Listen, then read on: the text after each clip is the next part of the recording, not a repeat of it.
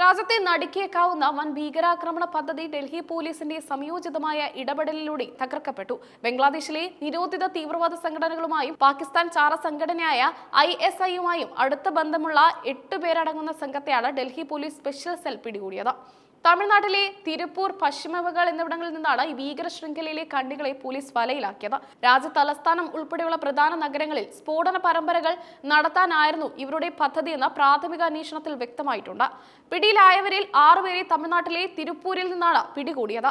ബാക്കി 2 പേർ പശ്ചിമ ബംഗാളിൽ നിന്നാണ് പിടിയിലായത്. രഹസ്യവിവരത്തിന്റെ അടിസ്ഥാനത്തിൽ ഡൽഹി പോലീസ് പ്രാദേശിക പോലീസിന്റെ സഹായത്തോടെ നടത്തിയ മിന്നൽ പരിശോധനയിലാണ് ഇവർ കുടുങ്ങിയത്. തിരുപ്പൂരിൽ നിന്ന് പിടിയിലായവർ എല്ലാവരും തന്നെ അവിടുത്തെ വിവിധ തുണിമില്ലുകളിൽ തൊഴിലാളികളായി ജോലി ചെയ്തു വരികയായിരുന്നു. സാധാരണക്കാരായ തൊഴിലാളികൾക്കിടയിൽ ഒളിച്ചു താമസിച്ച ഭീകരപ്രവർത്തനങ്ങൾ ഏകോപിപ്പിക്കുകയായിരുന്നു ഇവരുടെ രീതിയെന്ന് പോലീസ് ചൂണ്ടിക്കാട്ടി. പിടികൂടിയവരിൽ ചിലർ ബംഗ്ലാദേശ് സ്വദേശികളാണെന്ന് തിരിച്ചറിഞ്ഞിട്ടുണ്ട്. ഇന്ത്യയിൽ താമസിക്കുന്നതിനായി ഇവർ വ്യാജ ആധാർ കാർഡുകളും മറ്റ് തിരിച്ചറിയൽ രേഖകളും നിർമ്മിച്ചതായും അന്വേഷണ ഉദ്യോഗസ്ഥർ കണ്ടെത്തി. അതിർത്തി കടന്ന് നിയമവിരുദ്ധമായി എത്തിയവരാണ് ഇവരെന്നാണ് സൂചന. ഭീകരരിൽ നിന്ന് 8 മൊബൈൽ ഫോണുകളും 16 സിം കാർഡുകളും പോലീസ് കണ്ടെത്തിയിട്ടുണ്ട്. ഇവരിൽ നിന്ന് ലഭിച്ച ഡിജിറ്റൽ തെളിവുകൾ പരിശോധിച്ചപ്പോൾ വിദേശത്തുള്ള ചിലർ ഇവർക്ക് കൃത്യമായ നിർദ്ദേശങ്ങൾ നൽകിയിരുന്നതായി വ്യക്തമാക്കി.